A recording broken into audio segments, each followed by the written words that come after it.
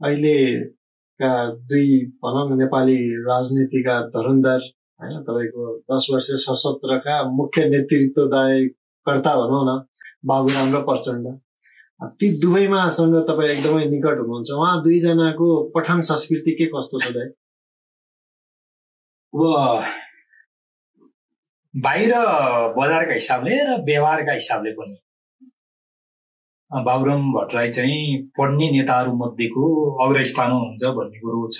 त्यसमा मेरो विमति हुने कुरो भएन। तर त्योसँग चाहिँ पढेर निर्माण भएको दृष्टिकोण चाहिँ के हो भन्ने कुरो आउँछ क्या त्यहाँनिर। पढ्नु त पढ्यो, बाबुराम बेसरी पढ्नुहुन्छ, त्यो सकारात्मक कुरो। तर त्यो पढाइले दृष्टिकोण निर्माणमा के योगदान गर्यो भन्ने विषयवस्तु चाहिँ पछिल्लो बाबुराम दाईले जसरी कम्युनिस्ट पार्टी छोड्ने, कम्युनिस्ट नै अहिलेका निम्ति सान्दर्भिक छैन भनेर गैर कम्युनिस्ट राजनीतिबाट टाढा पुगेको हुनाले चाहिँ तालमेल मिलेन कि जस्तो लाग्छ एउटा।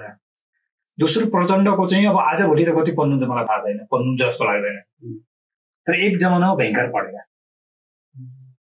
42 सालदेखि 51 सालसम्म र त्यसपछि अलिअलि त्यो बीचमा चाहिँ नेपालमा जनयुद्धको प्रारम्भिक परिकल्पनाकारहरू मध्येको एकजना उहाँ पाँचजना थिए त्यति बेला।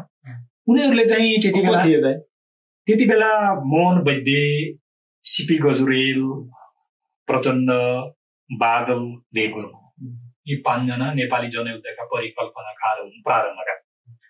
त्यसमा 48 साल वरिपरि 47 को आधा अवधितिरबाट बल्ल बाबुराम जोडिया। त्यति बेला चाहिँ उहाँहरूले विषय विभाजन गरेर अध्ययन गर्ने, फेरि संगठन मार्फत समाजमा जाने, एउटा चरण समाजमा काम गरिसकेपछि फर्केर फेरि त्यो अध्ययनलाई चाहिँ विकसित गर्ने, त्यसलाई चाहिँ सिद्धान्तमा, त्यसलाई चाहिँ कार्यक्रममा, त्यसलाई चाहिँ कार्यनीतिमा, त्यसलाई चाहिँ कार्यदिशामा ढाल्ने भयङ्कर प्रयत्न गरेको त्यो पुस्ताले। त्यो मध्येको एकजना प्रचण्ड हो। 46 सालको सुरुवातदेखि उहाँ त्यसको नेता बन्यो। त्यो उहाँहरूले पढेको सबभन्दा पढेको मलाई चाहिँ के भन्छ त्यसलाई क्लाइमेक्स जस्तो लाग्छ मलाई होइन। त्यही कारणले चाहिँ जनयुद्धको प्रारम्भदेखि त्यसले चाहिँ आफ्नो यात्रा तय गरेको हो। अहिले चाहिँ सायद धेरै पढ्न भ्याउनुहुन्न, किनभने बिहान उठेदेखि बेलुकासम्म भेट्नेहरूको यस्तै लाइन हुन्छ। उहाँ त्यत्तिकै दौडेको दौडै हुनुहुन्छ। उहाँले पुस्तकका कार्यक्रममा जाँदा पनि त्यो पुस्तक पढेर चाहिँ अभिव्यक्त गरेको मैले चाहिँ धेरै देखिनँ। त्यो दुई नेता मध्ये छान्नु पर्यो भने कसलाई छान्नुहुन्छ? म व्यक्ति त छान्दिनँ। फेरि तपाईँको औपचारिक मात्रै कुराकानी गर्ने भने म जुन पार्टीमा चाहिँ त्यही पार्टीको अध्यक्षलाई छान्नुपर्छ मैले।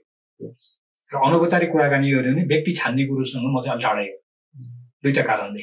एउटा, हामी कलेक्टिभ लिडरसिपमा विश्वास गर्छौँ, त्यो भनेको क्षमताहरूको केन्द्रीकरण भन्छौँ हामी।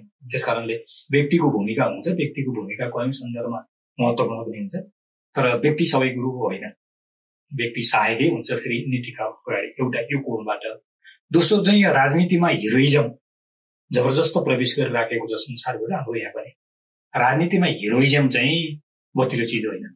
त्यसमा पनि अझ कम्युनिस्ट राजनीतिको कोणबाट हेर्ने हो भने हिरोइजम चाहिँ कम्युनिस्ट विरोधी चरित्र।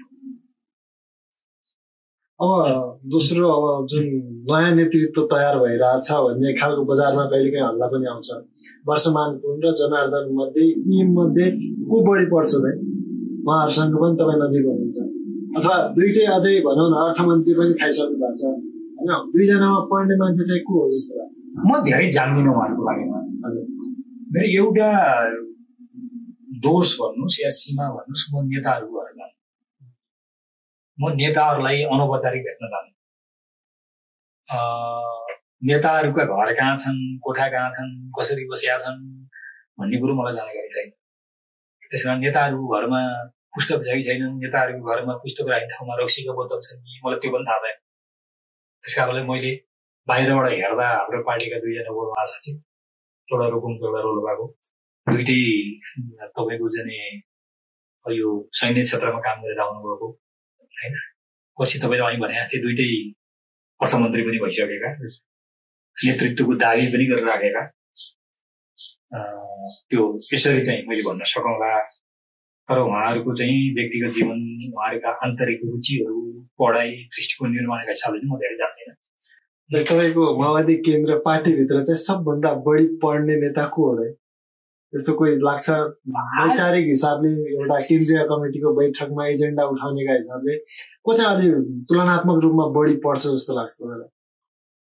होइन, आज त यो पढ्ने मान्छेहरू चाहिँ नि एकदम सिला बन्नुपर्ने छ र हाम्रो पार्टीभित्र पढ्ने काम पनि एउटा महत्त्वपूर्ण काम हो भनेर त्यसलाई स्वीकार गर्ने संस्कृति छैन, कमजोर छ। पढ्ने मान्छेहरूलाई मैले अघि पनि भनेको यहीको दृष्टिले हेर्ने र जडसूत्रवादी भनेर किनारीकृत गरिदिने आजसम्म चाहिँ पर्याप्त मात्रामा त्यो व्यवहार चलिराखेकै छ। त्यसको मारमा अलिअलि पढेले दोबलिएका हामी जस्ता मान्छेहरूलाई मार परेकै छ। पछिल्लो हाम्रो पुस्ताका केही साथीहरूले चाहिँ पढिराख्नु भएको छ, फेरि होइन, पढिराखेकै मैले देख्छु। तर हामीले पढेको चिजले चाहिँ पार्टीको नीति निर्माणको तहमा चाहिँ प्रभावकारी हस्तक्षेप गर्न सकेका छैन।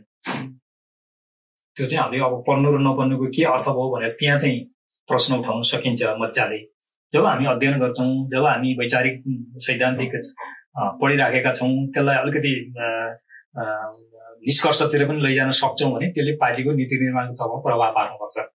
तर पार्टीको नीति निर्माणको तहमा चाहिँ हाम्रो पुस्ताले पढेको विषयवस्तुले प्रभाव कति पनि पारेको छैन। यस अर्थमा हामीले पढेको काम बेकारको छैन क्या भनेर कहिलेकाहीँ आफैलाई पनि प्रश्न चाहिँ उठ्छ त्यो कोणबाट। तर फेरि पढ्न छोड्नु हुँदैन, प्रश्न उठाउनु छोड्नु हुँदैन भन्ने लागिरहेको छ।